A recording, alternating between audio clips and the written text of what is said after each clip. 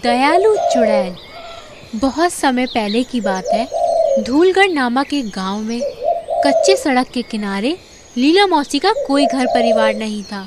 इसलिए उन्होंने रहने के लिए सड़क के किनारे ही एक छोटी सी झोपड़ी बनाई हुई थी।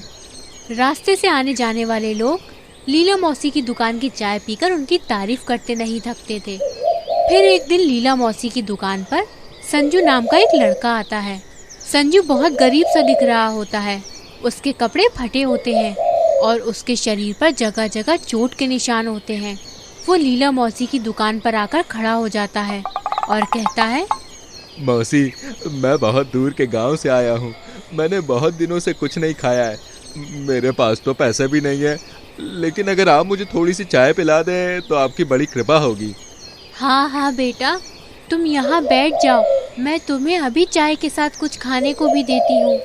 अच्छा ये बताओ, तुम कौन से गांव से हो और यहाँ कैसे पहुँचे?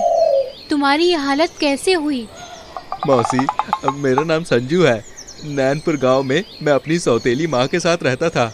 वो मुझसे जानवरों की तरह काम करवाती थी और मुझे बहुत मारा करती थी। इसीलिए मैं वहाँ से भाग आया। अब मेरा कोई सहारा नहीं है। मेरी हालत देखकर कोई मुझे काम पर भी नहीं रखता। इसीलिए मैं काम की तलाश में गांव-गांव भटकता रहता हूँ। संजू बेटा, तुम्हारी बात सुनकर मुझे तुम पर दया आ रही है। मेरा भी इस दुनिया में कोई नहीं है, इसलिए आज से तुम मेरे बेटे हो। आज से तुम यहीं रहोगे मेरे साथ। ये सुनकर संजू बहुत खुश हो जाता है। फिर उसी दिन से संजू मौसी की सेवा में लग जाता है। संजू दिन रात मौसी की सेवा करता है और उनकी चाय की दुकान भी संभालने लगता है। एक दिन गांव के कुछ लोग मौसी की दुकान पर चाय पीने आते हैं और संजू को देखकर कहते हैं, अरे वाह मौसी, तुमने तो दुकान पर नया नौकर रख लिया।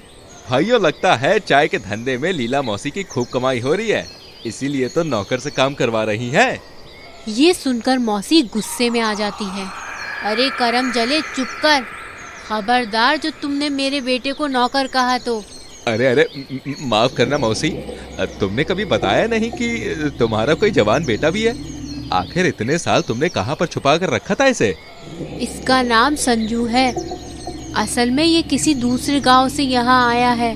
इसका भी मेरी तरह कोई घर परिवार नहीं था, इसलिए मैंने इसे अपना बेटा मानकर अपने घर में जगह दे दी है। अब से ये मेरा बेटा है। ये बहुत अच्छा है और मेरी बहुत सेवा करता है। ये सुनकर दूसरा व्यक्ति नंदू बोलता है, अरे मौसी, तुम्हें नहीं पता क्या? आजकल शरीफ दिखने वाले लोग मौके का फायदा उठाकर लोगों को लूट लिया करते हैं। अरे ऐसे लोगों से सावधान रहना चाहिए मौसी। अरे नास पीटो, तुम लोगों को ऐसी बातें करते हुए शर्म नहीं आती? अरे तुम लोग जिस संजू पर शक कर रहे हो ना, देखना एक दिन वो ही मेरे बुढ़ापे का सहारा बनेगा। तभी रामू बोल पड़ता है, अरे मौसी, गुस्सा क्यों होती हो? अरे ये लोग तुम्हें सच्चाई बता रहे थे। आगे समझना ना समझना तुम्हारा काम है।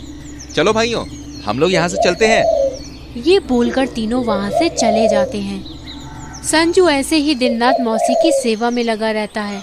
फिर एक दिन संजू जब झोपड़े की सफाई कर रहा होता है, तभी उसे एक कोने में एक संदूक दिखाई देता है।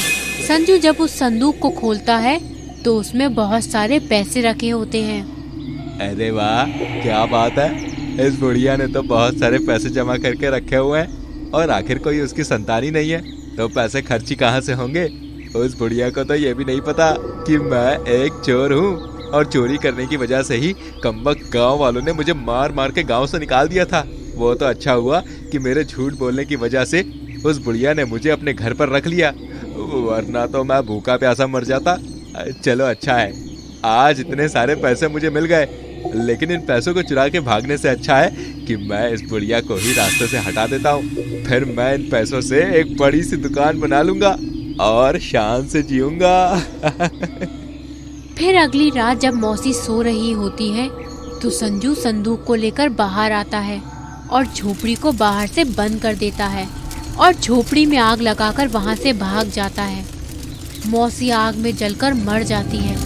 मरने के बाद मौसी चुड़ैल बन जाती है। चुड़ैल को पता नहीं होता कि उसे संजू ने मारा है, इसलिए वो मरने के बाद भी संजू की चिंता करने लगती है। हाय, किस कमबख्त ने यहाँ आग लगाई होगी। अगर वो मुझे मिल गया तो मैं उसे जिंदा नहीं छोड़ूंगी। उसकी वजह से मेरा संजू फिर से बेघर हो गया। पता नहीं वो कहाँ भटक रहा होगा। चुड़ैल संजू के आने का इंतजार करने लगती है, लेकिन संजू नहीं आता। कुछ दिन बाद संजू चुराए हुए पैसों से बड़ी सी मिठाई की दुकान खोल लेता है। रामू, नंदू और महेश जब संजू की दुकान पर आते हैं तो संजू की बड़ी सी दुकान को देखकर चौंक जाते हैं। अरे वाह संजू, तुमने तो बहुत बड़ी दुकान खोल ली। लेकिन ये तो बताओ, तुम्हारे पास इतने सारे पैसे कहाँ से आए? क्या मौसी ने तुम्हें अपनी सारी जमा पूंजी दे दी है?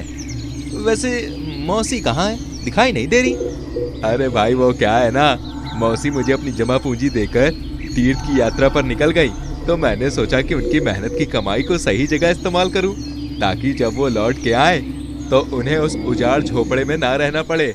इसीलिए तो मैंने वो पुराना झोपड़ा जला दिया है। अरे वाह भाई, ये तो तुमने बड़ी ही अक्ल का काम किया है। अब तो हम लोग भी मान गए कि तुम मौसी के एकदम सच्चे बेटे हो। चलो इसी बात पे तुम्हारी दुकान की मिठाई खिलाओ। संजू सभी को मिठाई खिलाता है। सभी लोग मिठाई खाकर वहाँ से चले जाते हैं। फिर देखते ही देखते संजू की दुकान चल पड़ती है और वो एक अमीर आदमी बन जाता है। वो अपनी दुकान पर बहादुर नाम के एक व्यक्ति को नौकर रख लेता है। एक बार संजू बहादुर के साथ रात के समय अपनी पुरानी झोपड़ी के रास्ते गुजर रहा होता है। तभी मौसी की आत्मा संजू को देख लेती है। अरे ये तो मेरा बेटा संजू है। इसे जिंदा देखकर मुझे बहुत खुशी हो रही है। इसने तो बहुत अच्छे कपड़े पहने हैं। लगता है संजू बड़ा आदमी बन गया है। चलो ये तो अच्छी बात है। ऐसा करती हूँ, मैं संजू के साथ ही चली जाती हूँ। मुझे भी देखना है कि संजू आखिर ऐसा क्या करता है जिससे वो बड़ा आदमी बना है। ये कहकर आत्मा संजू के साथ जाने लगती है। संजू मौसी की आत्मा को देख नहीं पाता। संजू अपने घर पहुँचता है और बहादुर से कहता है, अरे बहादुर, आज मुझे अपनी मिठाई की दुकान चलाते चलाते पूरे 1 साल हो चुके हैं और देखो 1 साल में ही मैं कितना अमीर बन गया हूँ। अरे मालिक, अगर आपको दुकान खोले बस 1 साल हुए हैं तो उससे पहले आप क्या किया करते थे? अरे बहादुर, वो एक राज की बात है, लेकिन तुम मेरे वफादार नौकर हो, इसलिए मैं ये राज तुमको बता देता हूँ। अरे पहले मैं एक चोर था और फिर भागकर इस गांव में आ गया था। उस वक्त यहाँ एक बुढ़िया रहा करती थी जिसने मुझे लाचार समझकर मुझे अपना बेटा मान लिया। लेकिन एक दिन मुझे उसकी जमा पूंजी मिल गई। उस जमा पूंजी के लिए मैंने बुढ़िया को झोपड़ी के साथ ही चला दिया और उन पैसों से ये दुकान खोल ली, समझे? लेकिन तुम ये राज की बात किसी को बताना नहीं। अरे मालिक, मैं आपका वफादार नौकर हूँ, फिक्र मत कीजिए, मैं किसी को नहीं बताऊंगा। संजू की सारी बातें मौसी की आत्मा सुन लेती है। अरे ये क्या, मैं जिसे अपना बेटा समझकर पाल रही थी उसी ने मेरी जान ले ली। ये तो एक धोखेबाज चोर निकला। इस संजू ने मेरी ममता का मुझे ये सिला दिया। अब देखना मैं इसे बर्बाद कर दूंगी। ये बोलकर आत्मा बहादुर के अंदर समा जाती है। फिर अगले दिन जब गांव वाले संजू की दुकान पर मिठाई खाने आते हैं तो उनकी मिठाई में से कीड़े निकलने लगते हैं। कीड़े वाली मिठाई खाकर गांव वाले बीमार पड़ने लगते हैं, जिससे गांव वाले नाराज हो जाते हैं और संजू को पीटने लगते हैं। अरे मर गया रे, ये मेरे साथ क्या हो रहा है? मेरी मिठाई में से कीड़े कैसे निकल आए? जब गांव वाले संजू को पीट रहे होते हैं तभी मौसी की आत्मा जो बहादुर के शरीर में होती है वो संजू की दुकान में आग लगा देती है। संजू की दुकान उसके सारे पैसों के साथ जलकर राख हो जाती है। संजू वापस सड़क पर आ जाता है और भीख मांगने पर मजबूर हो जाता है। अरे ये क्या हो गया? कहाँ मैं राजा की जिंदगी जी रहा था और एक ही पल में भिखारी बन के रह गया। संजू ये सोचकर रो रहा होता है। तभी मौसी की आत्मा बहादुर के शरीर में से बाहर आ जाती है। क्यों रे धोखेबाज संजू, तेरी ये हालत मैंने की है।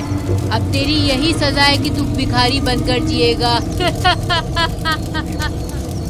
ये बोलकर आत्मा वहाँ से चली जाती है। मौसी, हो सके तो मुझे माफ कर देना। अब मुझे समझ में आ गया कि एक मददगार को धोखा देने का अंजाम सिर्फ और सिर्फ बुरा ही होता है। जो इंसान किसी भोले भाले व्यक्ति का गलत फायदा उठाता है उसके साथ हमेशा बुरा ही होता है। हाँ, मजा आया ना कहानी देख के? तो जल्दी से हमारी वीडियो को लाइक करो और शेयर करो और ऐसी और कहानियाँ देखनी है तो चैनल को सब्सक्राइब करो और हाँ, घंटी को दबा देना। मिलते हैं एक और कहानी के संग, ख्याल रखना।